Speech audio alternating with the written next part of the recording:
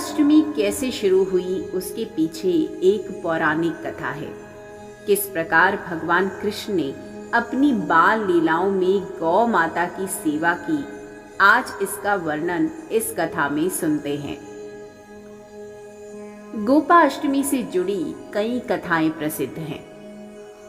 जब कृष्ण भगवान ने अपने जीवन के छठे वर्ष में कदम रखा, तब वे अपनी मैया यशोदा से जिद करने लगे कि वे अब बड़े हो गए हैं और बछड़े को चराने के बजाय वे गैया चराना चाहते हैं। उनके हठ के आगे मैया को हार माननी पड़ी और मैया ने उन्हें अपने पिता नंद बाबा के पास इसकी आज्ञा लेने भेज दिया। भगवान कृष्ण ने नंद बाबा के सामने जिद रख दी कि अब वे गैया ही चराएंगे। नंद बाबा ने गैया चराने के लिए पंडित महाराज को मुहूर्त निकालने को कह दिया। पंडित महाराज ने पूरा पंचांग देख लिया और बड़े अचरज में आकर कहा कि अभी इस समय के अलावा कोई शेष मुहूर्त है ही नहीं। अगले बरस तक कोई मुहूर्त नहीं सिवाय इसी मुहूर्त के। शायद भगवान की इच्छा के आगे कोई मुहूर्त क्या था। वह दिन गोपाष्टमी का था जब श्री कृष्ण ने गैया पालन शुरू किया। उस दिन माता ने अपने कान्हा को बहुत सुंदर तैयार किया।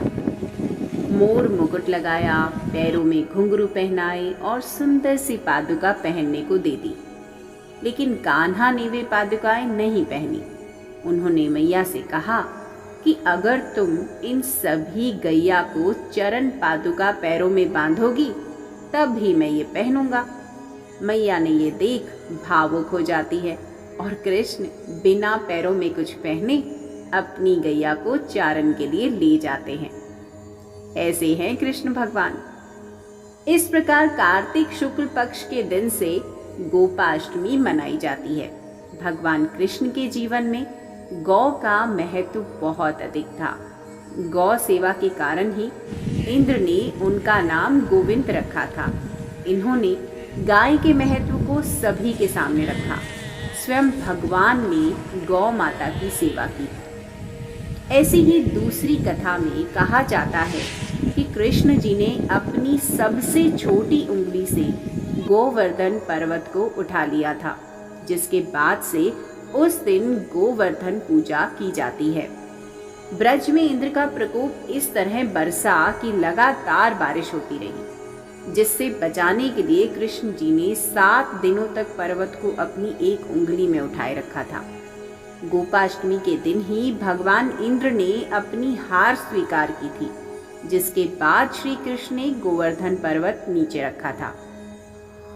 तीसरी कथा में गोपाष्टमी से जुड़ी एक बात और यह भी है कि राधा भी गाय को चराने के लिए वन में जाना चाहती थी, लेकिन लड़की होने की वजह से उन्हें इस बात के लिए कोई हाँ नहीं करता था।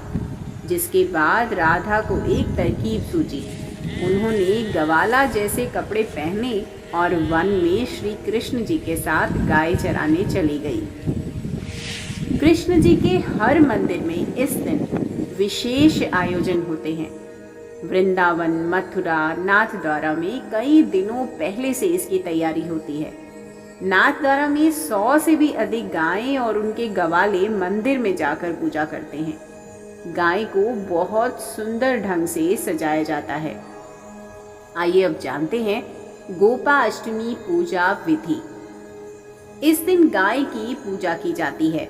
सुबह जल्दी उठकर स्नान करके गाय के चरण स्पर्श किए जाते हैं।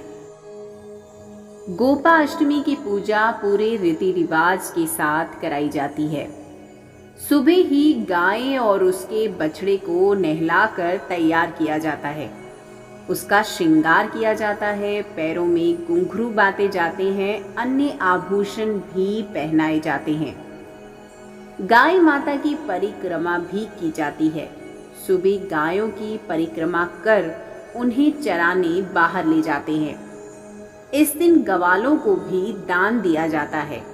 कई लोग इन्हें नए कपड़े देकर तिलक लगाते हैं। शाम को जब गाय घर लौटती है तब फिर उनकी पूजा की जाती है। उन्हें अच्छा भोजन दिया जाता है। खास तौर पर इस दिन गाय को हरा चारा खिलाया जाता है। जिनके घरों में गाय नहीं होती है वे लोग गौशाला जाकर गाय की पूजा करते हैं। उन्हें गंगा जल, फूल चढ़ाते हैं, दिया जलाकर गुड़ खिलाते हैं। औरतें कृष्ण जी की भी पूजा करती हैं, गाय को तिलक लगाती हैं। इस दिन भजन किए जाते हैं, कृष्ण की पूजा भी की जाती है। गाय को हरा मटर एवं गुड़ खिलाया जाता है। कुछ लोग गौशाला में खाना और अन्य सामान का दान भी करते हैं।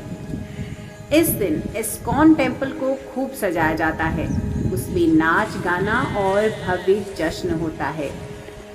गौ माता का हिंदू संस्कृति में अधिक महत्व है। पुराणों में गाय के पूजन, उसकी रक्षा, पालन पोषण को मनुष्य का कर्तव्य माना गया है। हम सभी को गौ माता की सेवा करनी चाहिए, क्योंकि वह भी हमें एक माँ की तरह ही पालन करती है। वो भी हमारी माँ की तरह ही पूजनीय है। जय गौ माता की।